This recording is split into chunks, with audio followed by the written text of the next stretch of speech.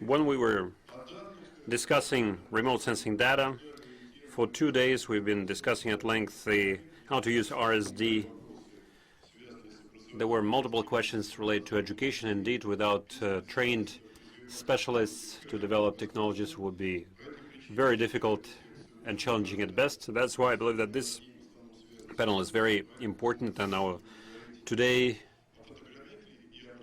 is related to aerospace, and we'll be talking about space data in education, or remote sensing data in education. It gives me pleasure to introduce to you Olga Gershenzon, who is well known all over the Russian and international markets, a person who, despite being so young, for many years has been specializing in remote sensing data, not only in education. Olga, you have the floor. Yes, good evening. I'm happy that I have a chance now to tell you about what we are doing at the moment,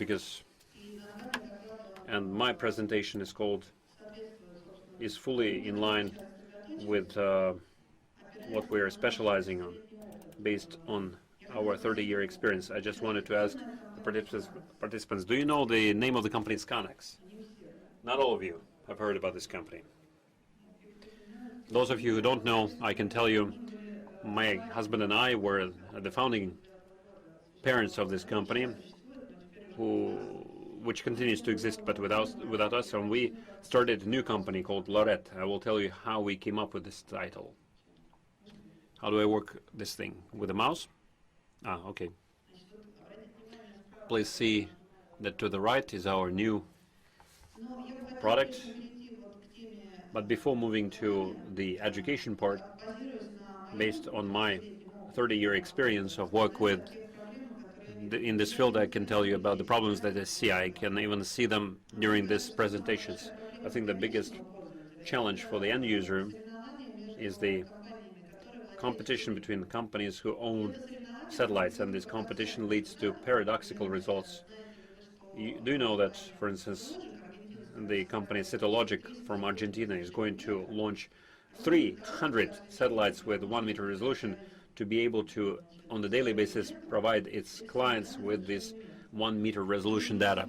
And the fact that already we have so much data that end clients cannot use, unfortunately, due to different reasons, is not taken into consideration.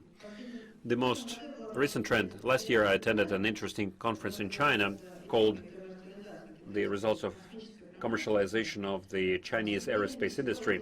To my surprise, I saw a Chinese company there who are going to launch, and have already launched 7 out of 147 satellites with the under 1-meter resolution, and I'm talking about panchromatic mode. And of course, it gives us pleasure that we see more companies in surveying and businesses. But again, I ask question here for a reason. The zero gap data, I mean the data that you can get here and now, either they're totally unavailable or they're too expensive. The data that the whole communities are using, and I've been working with the environmental community for a while. You know, there's a non-commercial partnership called Non-Transparent World. We do a lot of environmental projects together. People mostly use Sentinel, the free of charge data. Again, they're not always available in real time. And in spite of all the efforts, and the questions were asked yesterday, remember, when people from universities were speaking, that still it's not enough, or rather the profession of geography is not that popular, maybe because the word geography is no longer associated with modern technologies. And we would like to change that.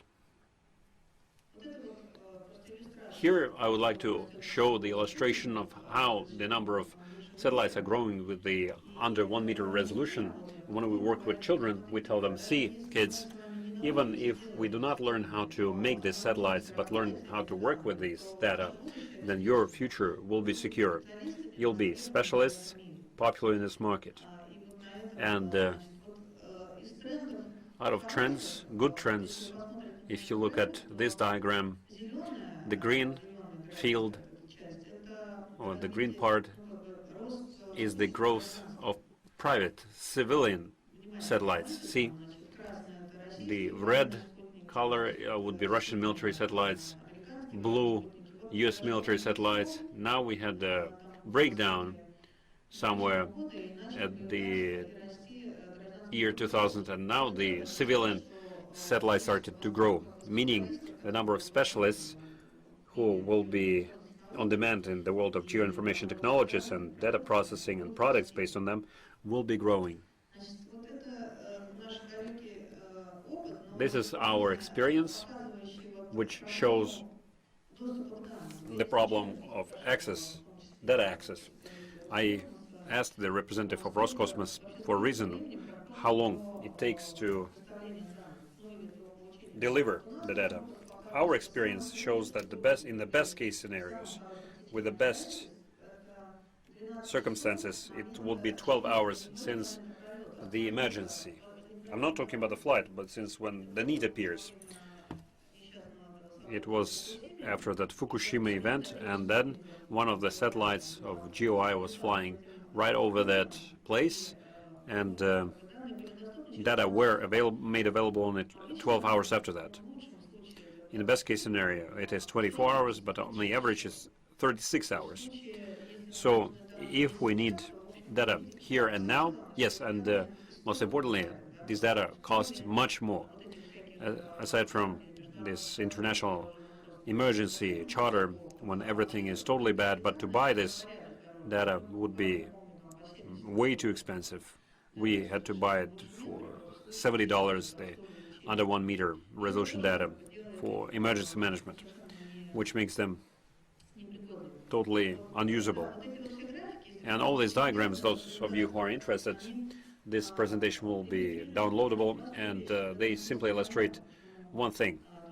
That's why it is clear why Roscosmos is deploying the reception centers, which should reduce the barriers for real-time data access. Now, what we have to offer also the international market. So far, the international educational market. This is the reception station we have called this, and the company LoRReT, local real-time tool. So that's where the name comes from. When we developed it, we realized that this is a tool for local monitoring, because the action radius of this station is 200 kilometers, but at the same time they can receive all those satellites which were discussed today. The only restriction for us was the operators' policies. This is a universal complex with the most universal demodulators. Now, we checked the reception from Resource, Canopus, data from foreign satellites. All of them can be received, but unfortunately the operator's policy is all about clouds, and this is where they are fighting on how to quickly receive, process, and provide the client with a ready-to-use product. But again, if you want to get it here and now, you cannot get it. This description on top, the description of the yesterday's satellite flight schedule, you can see that even with the reception radius of 200 kilometers and that the angle here, the main, not a novelty, but we decided not to use the pivotal device, and our station is lightweight and easily deployable. It weighs 20 kilos without the framework and can be easily mounted in any place. So if it were standing it here, yesterday we would be able to receive all this satellite data here within the 200-kilometer radius, but you can receive any data from any point in the world on the memory banks of this station. Again, this is today's schedule for this station, and these are the satellites which are operational at the moment: DMC, Kazakh satellite, Argentinian satellite, ComSat, and DMC. I know these words. This VC means virtual constellation. In fact, if we manage to agree with all these operators about collaboration, that they can download data to this reception station whenever the satellite is flying over this area, then in fact already now with the existing constellation we'll be able to ensure 1, 2, 3, 4, 5, 6 6 downloads. Already, the general global constellation allows us to do that. Вот, значит, у нас Now, as usual, I keep listening to whatever is being said about the single territorially distributed system. For those of you who don't know, in 1996 we started to establish this single distributed system for resource P, and then we had 14 reception stations all over the country working with that satellite. It was long before this free of charge MODIS, Landsat, and so on. сейчас мы, ну, тогда это It was nothing short of a revolution, a switch from large scale to personal stations. We are trying to do another revolution, i.e., we want this station to be in a backyard of a homeowner who has everything. Nothing excites him. But now his or her dream is to receive data. But if we have a network of such stations, it could become the backbone for delivering data to operators at a given time, at the right time. So far we're targeting educational level. When you go to school and tell them, buy this station, you encounter a lot of confusion and misunderstanding. You start explaining how the world works, what data is. So now we have initiated a new project, a sentinel of the planet Earth. And there are two key messages. First, to teach school children, capture their imagination, and adult volunteers that it is possible to save the planet and avert ecological disaster. Naturally, the problems are plentiful. They need to be observed. Those living to a dumpster probably know the way it feels. We started initial sales. We hope to find partners in operators. We believe it is a very good idea. This is one of the pilot projects in schools. We organize competition, allowing some time to assemble and deploy a reception station. Kids love it. Whenever they get a chance to use hands, it always excites them. And when we awarded the winners, an odd thing happened. Children continued to fine-tune their station, trying to improve on what they did. So they wanted to continue with this passion.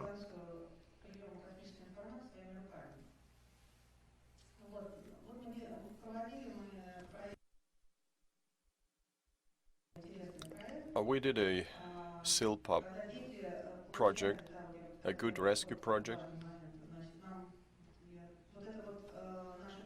These are our partners, including CARI and Digital Globe, which is now Maxar, and Roscosmos,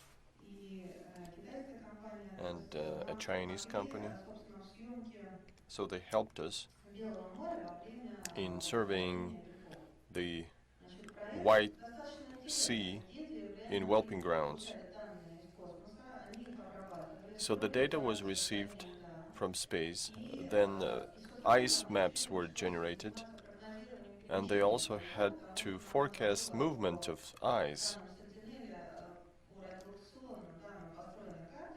because we had to position high-resolution satellite in such a way so that it would acquire data from an area of interest, which we know for sure is there. We couldn't find any partners who would share with us this movement model around March. So one of the kids said, I can do a model myself. and I asked, can I invest $3,000 for survey based on your model? Well, then he said, okay, I guess you can do it. He realized the sense of responsibility that goes along. These are indirect signs indicating a possible location of females and their silpops. The idea was to protect them against moving ice. So it's not in such an elementary way as in old old times when kids had to examine contours on a map. You know, this is actually participatory learning process. We got lucky. The GOI image shows a whelping ground for males, even though they don't nurture their babies. It is an indication that females and silpops are nearby.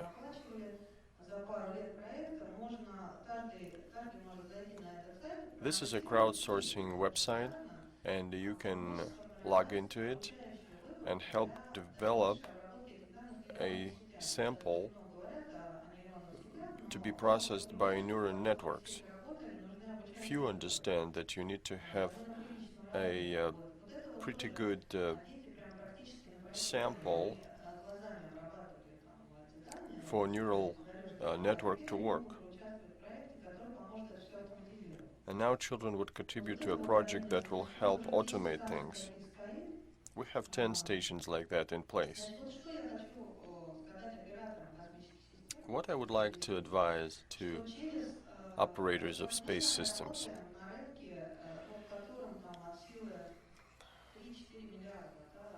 we are working in a $3 to $4 billion market. I mean, this is the price tag. A 4.8 billion, according to the recent report. And the service data is 5 trillion. In 2017, there were 165 a share of new technology, and 67 billion was a share of equipment. So this will show you what will happen in 23. So we're trying to enter a completely different market, not only to make money, but to motivate younger generations to become users, but users with awareness, conscious users, who wouldn't blindly play with it. This is a slide testifying to our experience.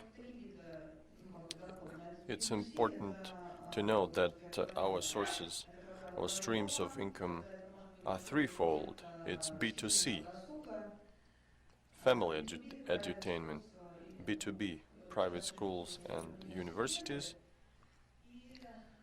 and B2G, government schools and universities. When I visited Canada's company that is launching, SCAST company, launching 8 satellites, so when I presented this new product to them, they asked, why are you targeting schools? You could go to military facilities. Well, I said I'm reluctant to go to military facilities. But in fact, this is a quickly deployable system, and others could take advantage of that, but we would rather let those who can handle the military do that. And secondly, in terms of access,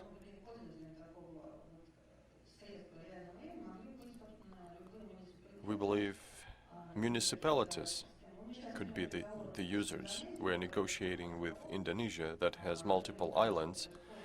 They have no idea what's happening there. 200-kilometer range,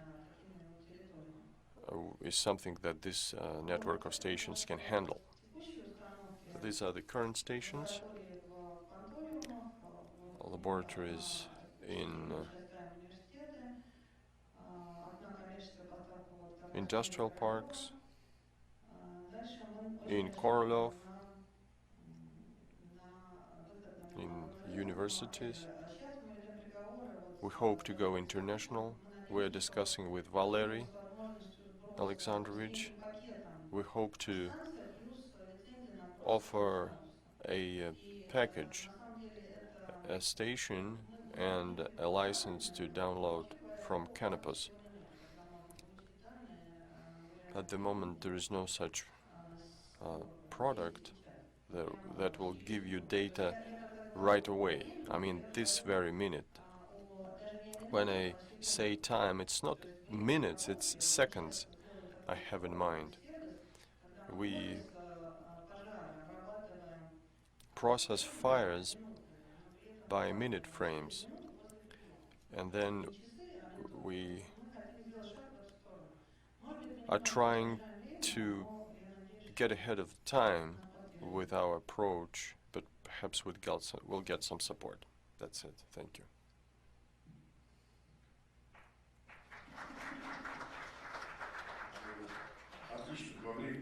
Excellent. Olga, right on time. Questions?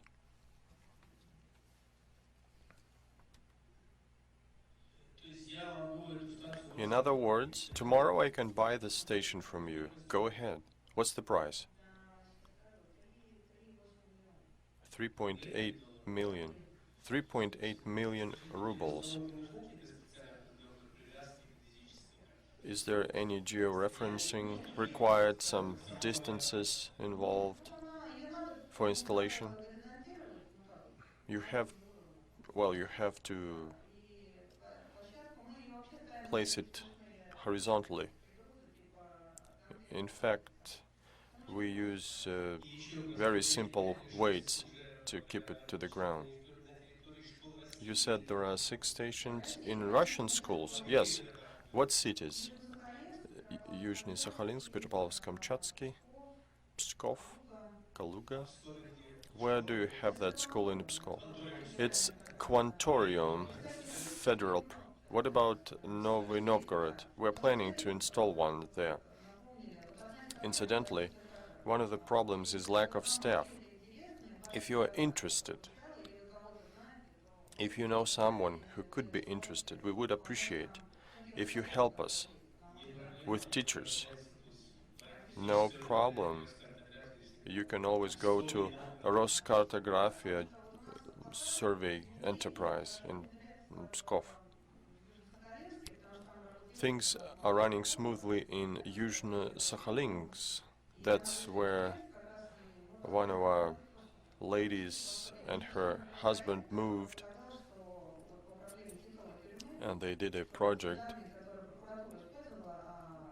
with data on whaling ships. It appears that the coordinates of whalers have been all wrong. You said, if we could agree to receive data, quote unquote. So what satellites can you get data from? Terra, Aqua, Mitop. So it's free data. We don't have to negotiate anything. As for the international market, we agreed with Roscosmos, but there are some technical issues about the position of that station. Unfortunately, Canopus can be activated only one time during one pass, but this is a software issue. We continue to discuss with Chinese partners. If I go to them and say, I want to target 1,000 schools, they said, we will be interested, but if you have only one, they're not interested. There are very few believers in that ideology. We still have a little bit of time, so let's debate. You said you have the 200-kilometer range that your satellite dish can receive. Don't you think it would be better to receive data straight on your smartphone from a variety of satellites over internet? I mean, why do you have to have such direct reception, whereas you can spread data even strongly, even to a more extensive degree, using normal internet? I think we all know what normal internet is. We are living through that, and the amounts of data are just unreal. We are working with my satellite. It appears that the rate of recording and downloading is there is a 5 or 8 times difference. I mean, it records during 5 seconds, and then it takes 5 times 8 or 40 seconds to download it, downlink it. In fact, I don't see any alternative to it. It's just there's no alternative to it. I mean, ask any operator how much they will charge for data delivery. It's all about money. Your ideology is okay if you agreed with Airbus or Digital Globe, who would agree to let you receive data free of charge. Why free of charge? No. No. I'm not talking about Airbus and Digital Globe, because the terms and conditions are completely different. I don't expect them to agree. I make a bet on new players who may think that their data is not wanted. Okay, let's take two final questions, and then we'll just rush through the rest of the agenda. It's not a question. When you started Sovzon's Living Map project, my grandson participated in that project, and I know how excited he was. And what you're doing now is something that I truly admire. It deserves respect and admiration and time. I think that will be the last point on this. Victor, I've been waiting for this moment. I want more questions. No, we are running out of time. Let's discuss this during the roundtable.